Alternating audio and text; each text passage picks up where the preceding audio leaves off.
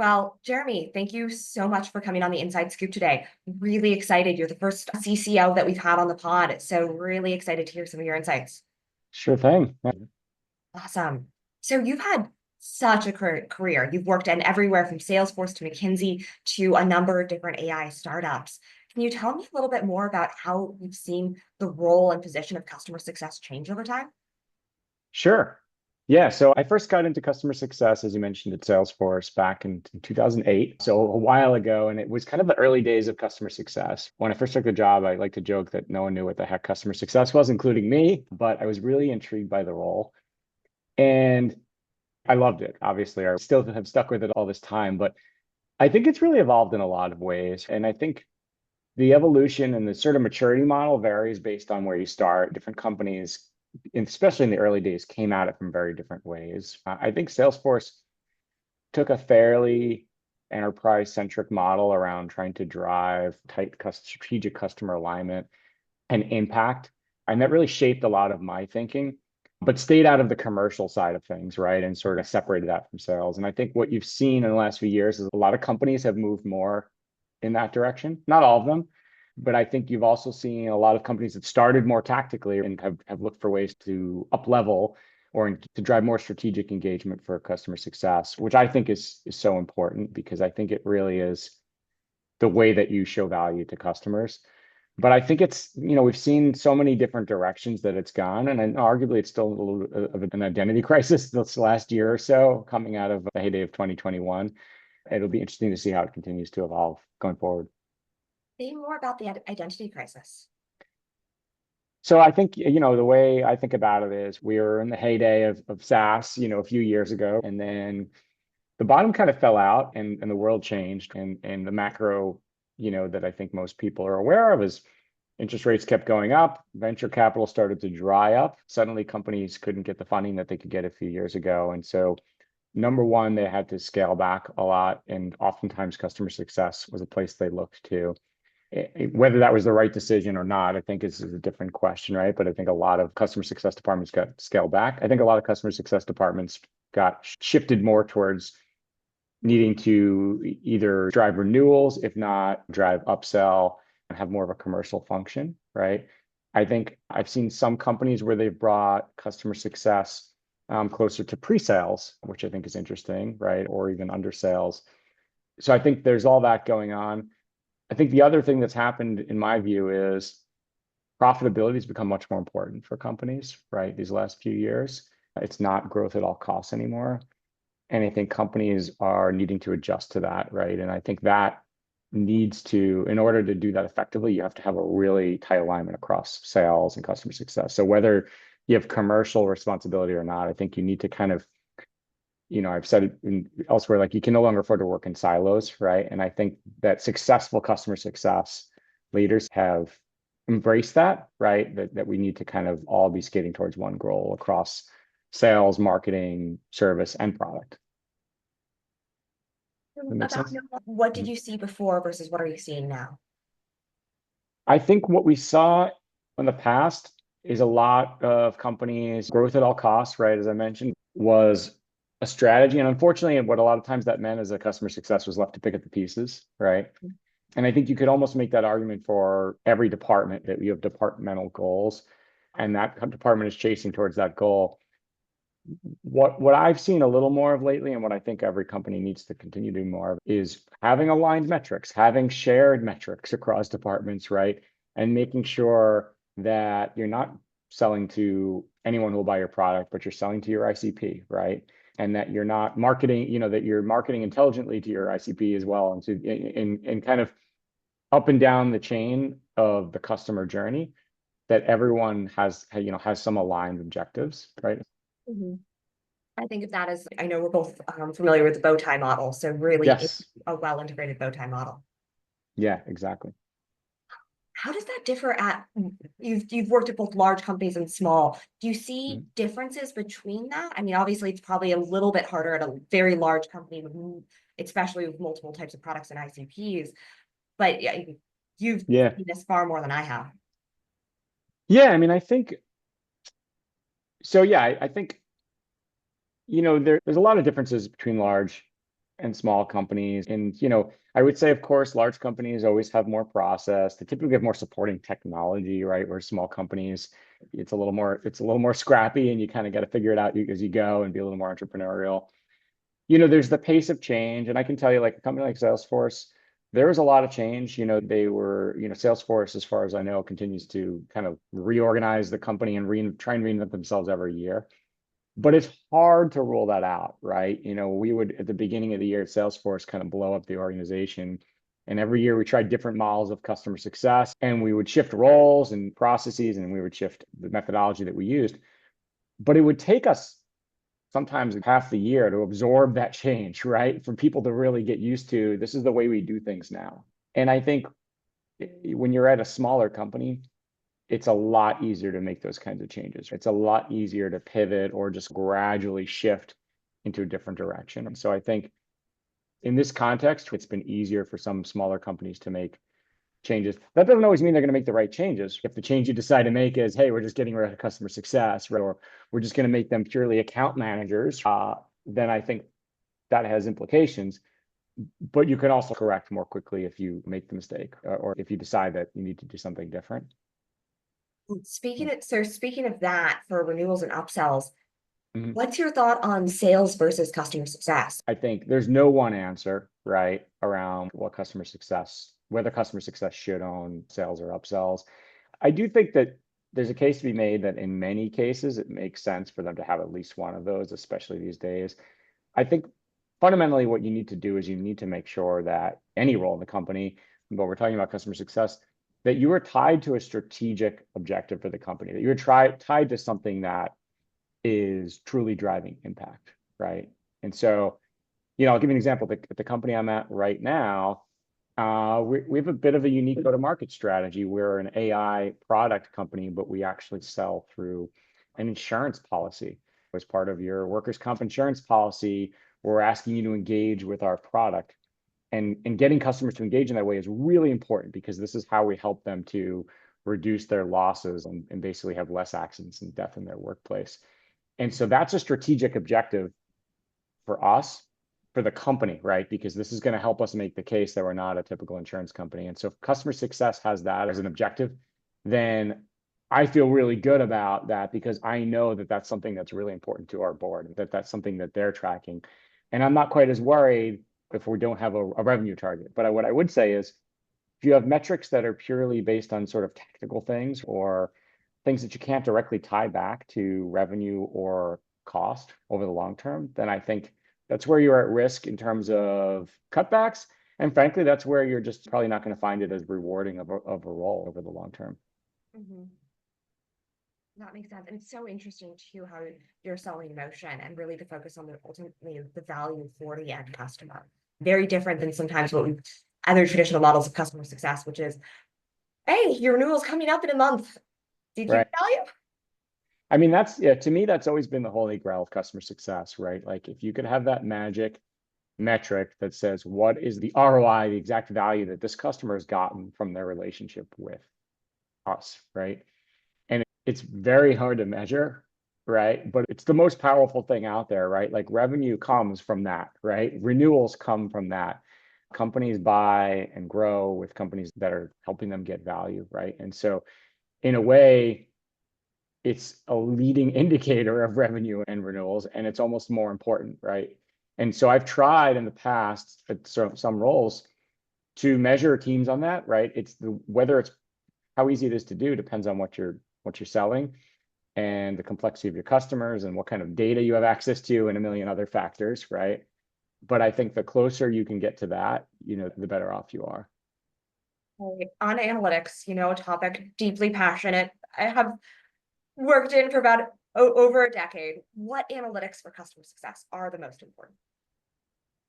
It's a great question. I mean, I think there's so many use cases, right? And so I think when you think about just understanding your customers, right? I mean, there's tools out there now, and we were just talking about this in another call I was on, around how people use ChatGPT at the company, right? And I think one of the most common use cases out there is just research, right? Like, you can use analytics to research in all different ways.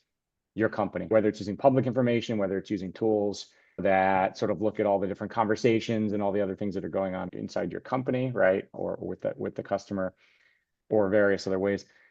I think, that's like an early part, right? Then I think there's other pieces around things like how do I proactively and predictively identify risk, right? How do I proactively and predictively identify potential opportunities for growth or potential places where I want to jump in, the customer, right? And I think there's plenty of tools that have been saying that they can do that for some time now, but I think there's so much more we could do, right, with where AI is going, that I think it's really going to be interesting. And then I think there's also the element of just communication, right? And I think it's both, in my view, it's both exciting and maybe a little scary for some of us in this customer facing world to see what's going on with things like Salesforce's Agent Force, being able to interact directly with customers and being able to do work for customers or answer questions for customers, right? I think those are really exciting, but call me a glasses half full person. I believe that whatever AI can do, whatever analytics can do, like people are always going to take it a step further. They're always going to be able to do something better. And the winners are going to be the ones that say, okay, great, like the low-hanging fruit has been picked off. The easy questions can be answered, the easy tasks can be done this way. How do we provide even more value to a customer? How do we take a person and enable them with all of these tools and allow us to beat our competitors because we are now that much more effective at delivering impact to our customers? Mhm.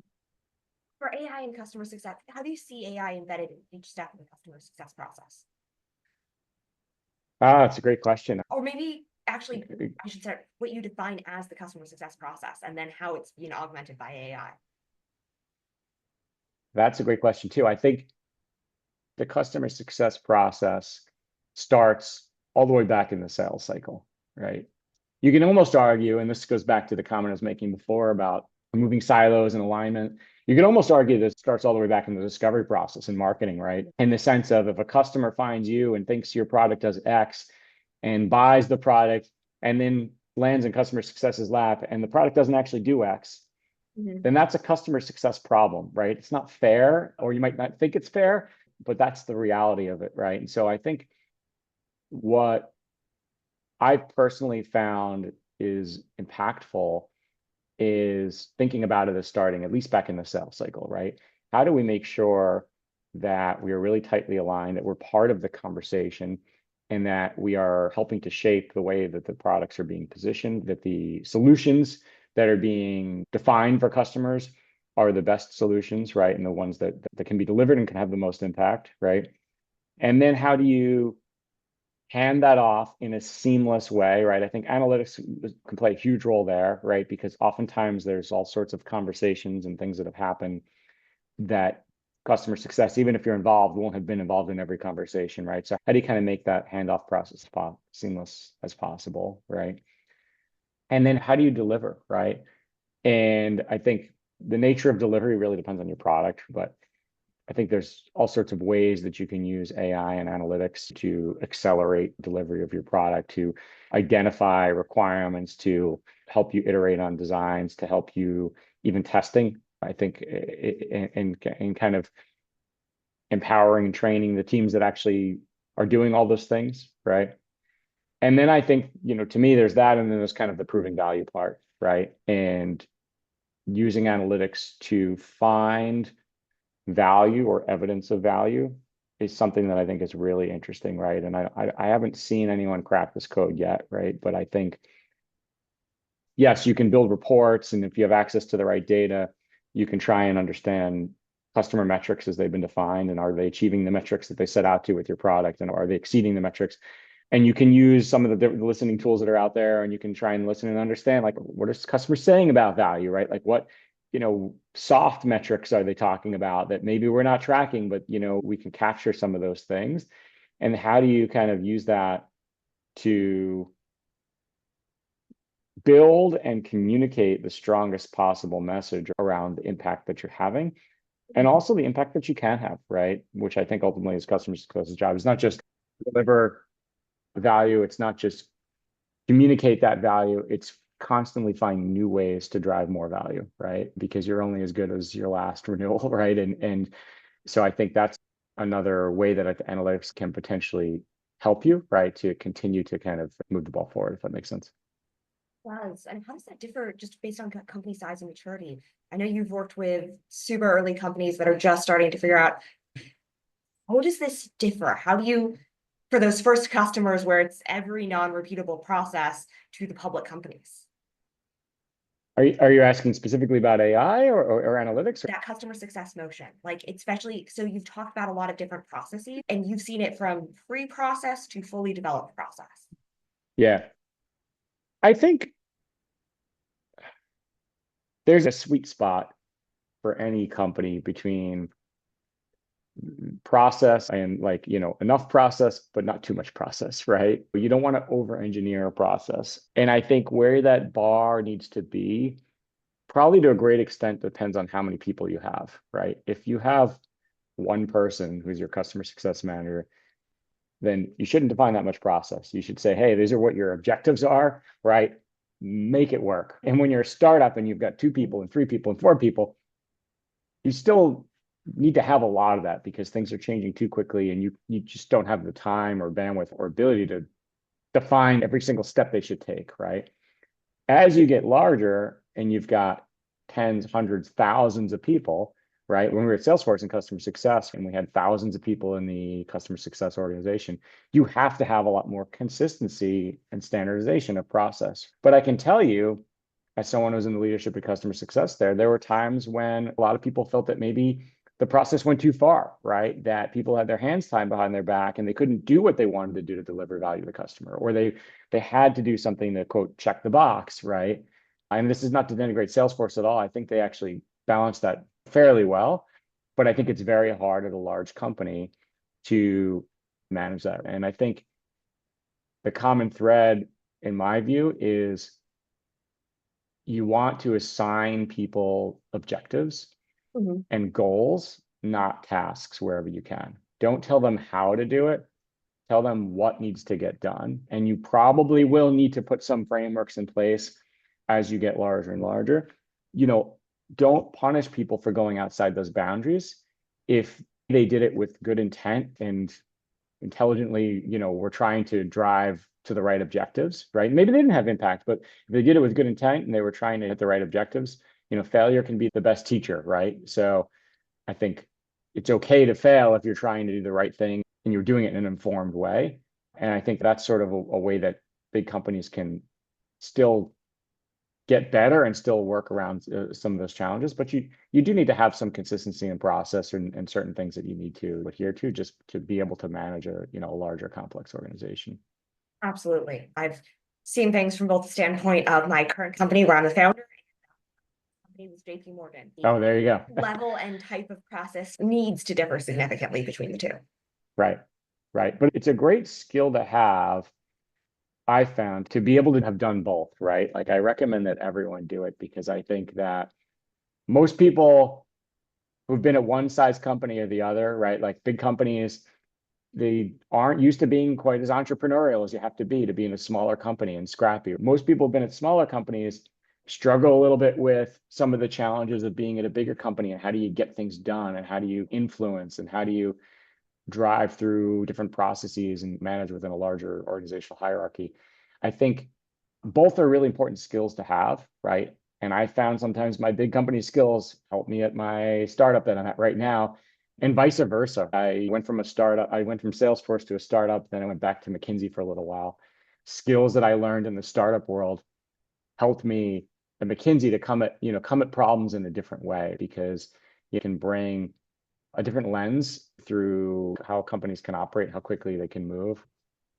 That's so powerful because that's my take on the AI revolution is we're all becoming editors. It's that critical thinking skills. It's not about, you can go to Chat GPT and say, create me 10 different processes, but it's up to you and your experience to say, here's the right one for this company stage. Here's how we're modifying it for what's going on.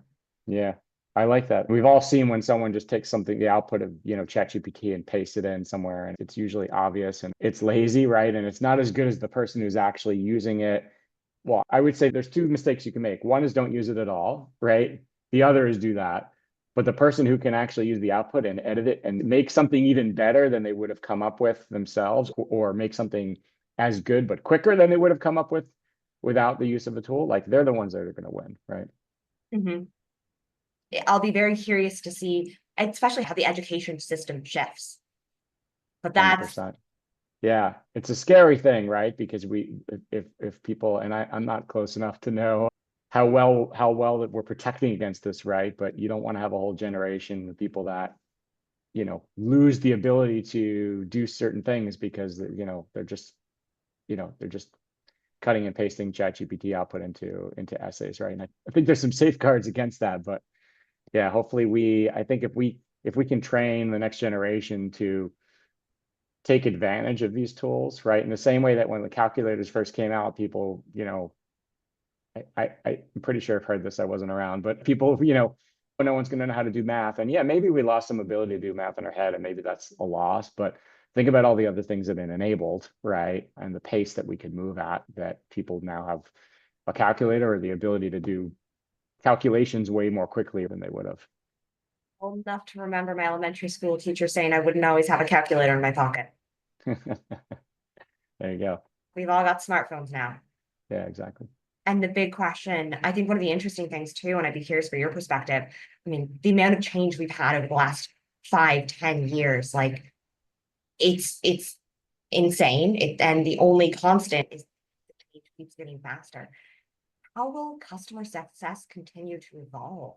I feel like, there's the theory in 10 years that we'll all have AI SDR, AI customer success agents. Right. We won't even be recording this podcast. It'll be like virtual Janet talks to virtual Jeremy. Yeah, I do think, to go back to the comment or sort of the theme that I was mentioning before, like they're saying that your job won't be taken by AI, it'll be taken by someone who can use AI better than you. To me, that's almost kind of like a fundamentally capitalist idea, in the sense of companies that just go out and replace all of their roles with AI, if and when that were possible, will be able to perform at a certain level. Companies that figure out how to go and use all that AI and then augment it with human ingenuity and human the competencies that can make it better, I think they're going to have a competitive advantage. And I think that's, at least, again, it's my sort of glasses half full optimistic view of the world, right? Now, maybe there comes certain things that you just don't need humans for, because those types of activities are not that challenging, right? But I think it's on us as a human race to keep figuring out what makes us humans and what are the things that we can do, that we can use these tools and leverage them and then add value on top of that. And that's what's going to help us be that much more successful as the human race. And within the companies that we work at, if we can find ways to leverage technology better than our competitor and layer that on top, then I think that's the way you're going to win, at least the way I see it. That's super interesting. What are you looking for in 2025? Either looking forward to or predictions about? It's a great question. There's a lot of unknowns without stepping into politics. I think the recent election has a lot of people unsure about exactly what will happen. And frankly, even before that, there were a lot of people unsure about what will happen with the economy, for example.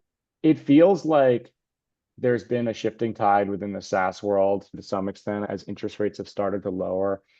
I think that's started to have some impacts, and it seems like that's likely to keep happening, which I think is really good for technology and good for customer success, because I think companies are going to start to invest more, grow more, and I think realize how important it is, to make sure that the customers that they're, working with are successful. So I don't know where customer success will go, right? We talked before about, like, there's a few different directions that it's gone. I personally don't think that it should just become an arm of sales, right? And just become kind of a selling machine. I think that it kind of goes back to what we were talking about before. There's a gap between what your product does and what you want it to do, or what's the value you can deliver to the customer. And customer success to me is like, they exist because if your product was perfect, then you wouldn't need customer success. But guess what? No one's product is perfect. And even if you think it's perfect, it could be more perfect. Right? that's why Very customer true. success exists, right? To fill that void.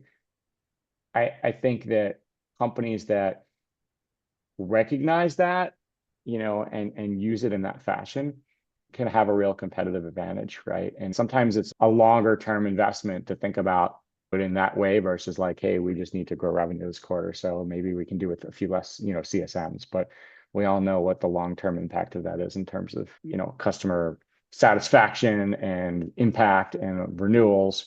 And so I feel fairly optimistic about 2025 in terms of some of those like economic factors. I think that we'll continue to see how customer success can absorb and take advantage of AI tools.